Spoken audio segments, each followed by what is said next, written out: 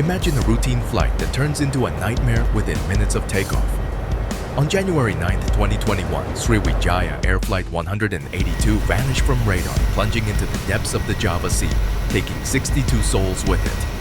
What caused this modern jetliner to suddenly fall from the sky? Join us as we delve into the chilling details of this aviation tragedy, the human stories behind one of Indonesia's most devastating air disasters. This is the story of Sriwijaya Air Flight 182.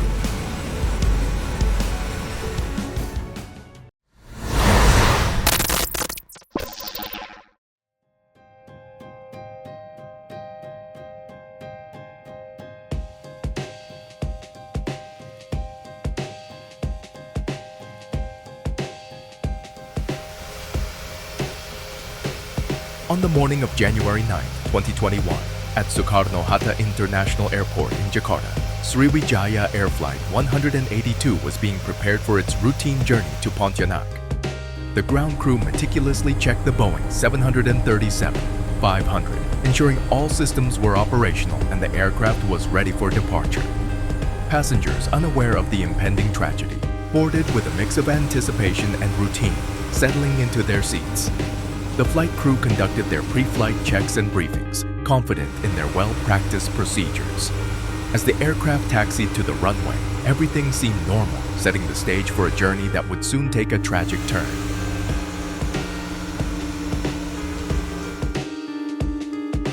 Sriwijaya Air Flight 182, call sign Sriwijaya 182, was scheduled to fly from Soekarno-Hatta International Airport in Jakarta to Supadio International Airport in Pontianak, covering a distance of approximately 740 kilometers.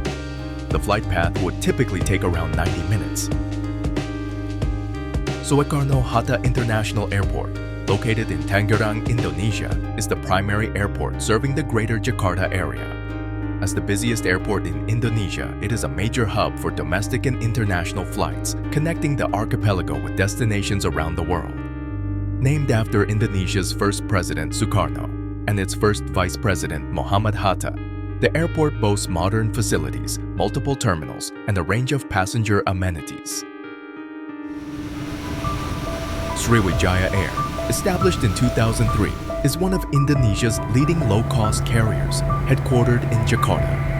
Known for its extensive domestic network, Sriwijaya Air connects major cities and remote destinations across the Indonesian archipelago. With a fleet primarily composed of Boeing 737 aircraft, the airline emphasizes affordability, safety, and customer service. Over the years, it has expanded its services to include several international routes, becoming a vital player in Indonesia's aviation industry. The aircraft involved was a Boeing 737-524, registered as PKCLC CEN2 7323, Lean Enupolers 2616. Timur. It was equipped with two CFM International CFM 56-3B1 engines. At the time of the accident, the aircraft had accumulated 62,983 hours and 40,383 cycles. There were 62 people on board Sriwijaya Air Flight 182, comprising 50 revenue passengers, 43 adults and 7 children, and 12 crew members. Among the crew, 6 were operating the flight, while the other 6 were deadheading as passengers. Most of the passengers were residents of West Kalimantan.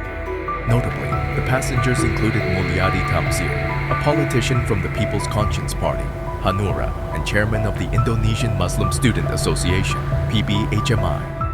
The operating crew consisted of Captain Afwan, 54, with over 17,904 flight hours, including 9,023 on the Boeing 737. First Officer Diego Mamahit, 34, with over 5,107 flight hours, including 4,957 on the Boeing 737, and 4 flight attendants. Captain Afwan was a former pilot in the Indonesian Air Force. Additionally, the 6 deadheading crew members and several revenue passengers had transferred to Flight 182 from an earlier NAM air flight that had not operated.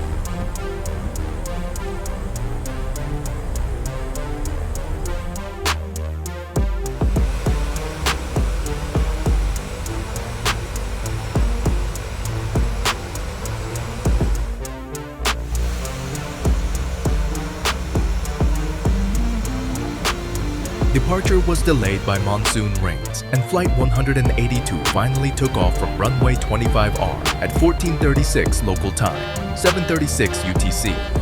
As a result of the delay, the flight was expected to land in Pontianak at 15:50 BAB, 8:50 UTC.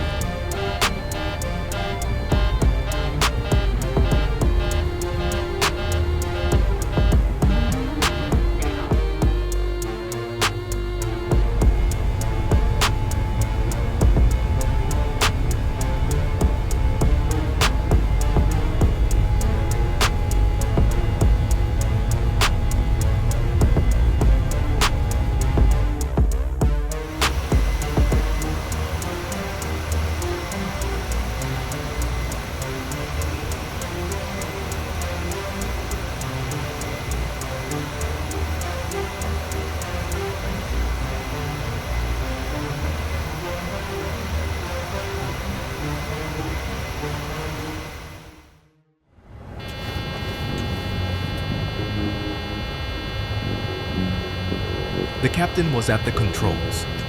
Just after takeoff, the plane faced very strong winds, but it managed to climb into the sky.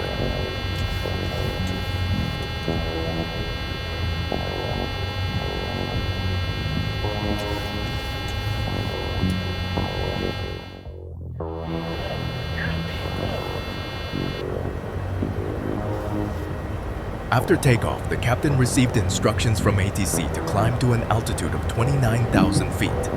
He activated the autopilot along with the auto throttle system.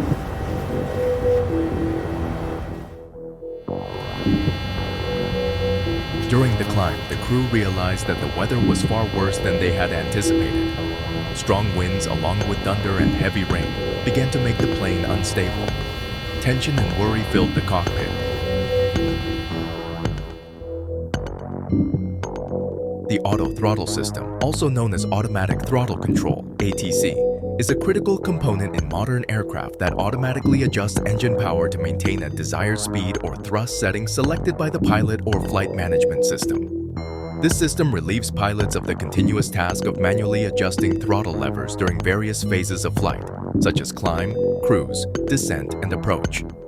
By monitoring airspeed, altitude, and other flight parameters, the auto throttle ensures optimal engine performance, enhances fuel efficiency, and supports smoother flight operations.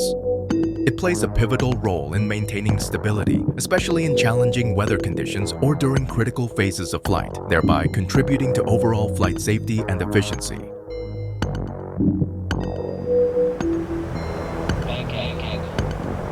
Two minutes after takeoff, the aircraft was still in the process of climbing.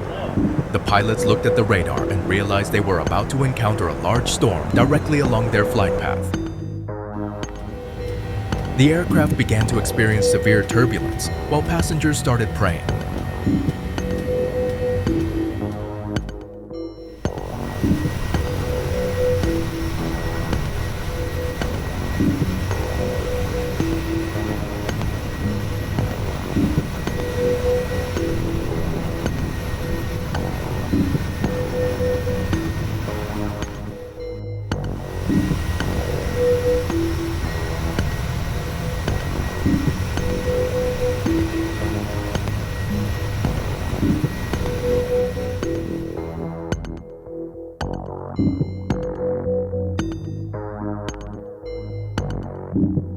Six days prior, on another flight, Sriwijaya Air pilots reported that the auto throttle system was unreliable, sometimes failing to function altogether.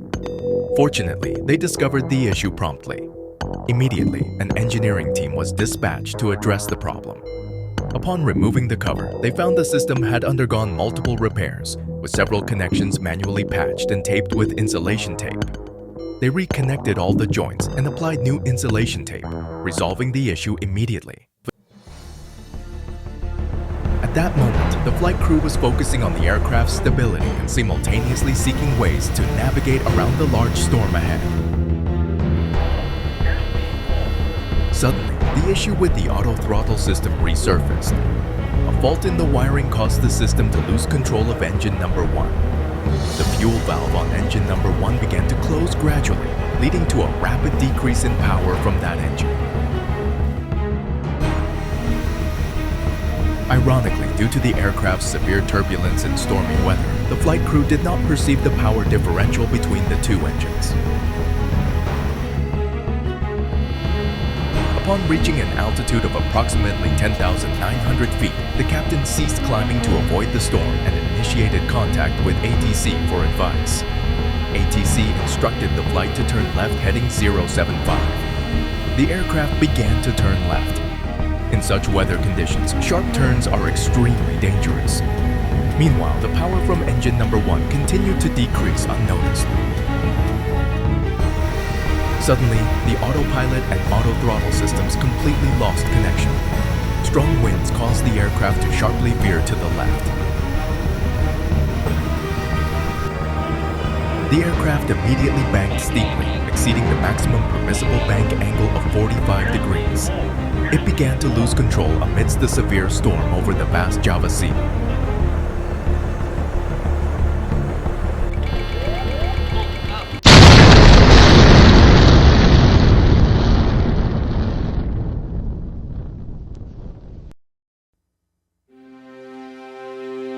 The aircraft crashed belly first into the Java Sea near Laki Island, approximately 19 kilometers, 12 miles from Soekarno-Hatta International Airport. Tragically, there were no survivors. According to ATC, there was no distress call from the flight. Following the crash of Sriwijaya Air Flight 182, the wreckage was discovered approximately 11 nautical miles, 20 kilometers from Soekarno-Hatta International Airport. Ministry of Transportation personnel from a vessel reported recovering body parts, clothing fragments, electronics, personal belongings, and aircraft wreckage in the waters near the Thousand Islands. Aviation fuel was also observed in the area, where the sea depth ranges from 15 to 16 meters, 49 to 52 feet. Basarnas swiftly deployed personnel to the crash site, supported by the Indonesian Navy's vessels, helicopters, and Kopaska frogmen. International assistance was sought from South Korea and Singapore, with South Korea deploying a research vessel equipped with detection equipment.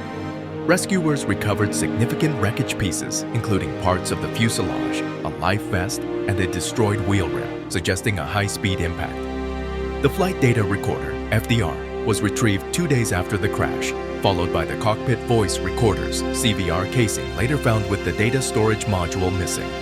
Despite extensive search efforts, the search for victims and debris was concluded on January 21st, recovering a total of 122 debris pieces. The CVR's data storage module was eventually found on March 30th, retrieved from the seabed.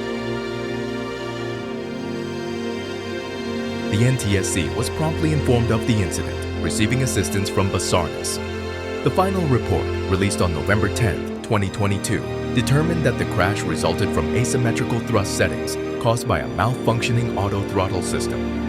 The cruise thrust split monitor, CTSM, crucial for promptly disabling the auto-throttle, malfunctioned due to signal interference from the aircraft's spoilers. This interference escalated thrust asymmetry, causing the aircraft to turn left instead of right as commanded and leading to an upset condition. The report highlighted a lack of upset and recovery training, which hindered the pilot's ability to manage and recover from the situation. The Regent of Thousand Islands, Junaidi, announced plans for the Thousand Islands government to erect a monument in honor of the victims of Flight 182 on Lancang Island. On January 22, 2021, relatives and loved ones of the victims were invited to lay flowers near the crash site. Before the ceremony, the director of Sriwijaya Air conveyed condolences to the victims' families. In the immediate aftermath of the accident, Jasa Raharja, the state's insurance company, announced compensation for the families of Flight 182 passengers and crew. Each next of kin would receive Rp 50 million, $3,530 US. Additionally, Minister of Social Affairs Tri Risma Harini pledged Rp 15 million, $1,060 US per victim in compensation. Delegates from Indonesia's House of Representatives visited the Operations Center in Tanjung Priok and announced plans for discussions with the Ministry of Transportation, BMKG, Sriwijaya Air, and NTSC regarding the accident. they committed to scrutinizing the Ministry of Transportation's oversight of airliner compliance with maintenance manuals and ordered a comprehensive evaluation of all airlines operating in Indonesia. The crash of Flight 182 and subsequent investigations spotlighted Indonesia's aviation safety concerns, underscoring the nation's poor safety record with 697 fatalities in the past decade alone, making it the deadliest aviation market globally according to the Aviation Safety Network. In response, Sriwijaya Air implemented significant operational improvements. These included enhancing pilot training with a comprehensive UPRT program and disseminating Boeing's Flight Operation Technical Bulletin on UPRT, enhancing engineer training, revising flight data analysis systems, and conducting thorough inspections of autothrottle and spoilers across their Boeing 737 fleet. The Indonesian government, prompted by investigation findings, established a task force for UPRT implementation, which finalized guidelines and regulations by October 2021. Boeing issued technical directives and the FAA followed suit with airworthiness directives related to potential wiring issues affecting the flap indication system and autothrottle. Boeing also mandated repetitive inspections for spoilers and aileron deployment systems in March 2022, aiming to enhance safety measures for the Boeing 737 series.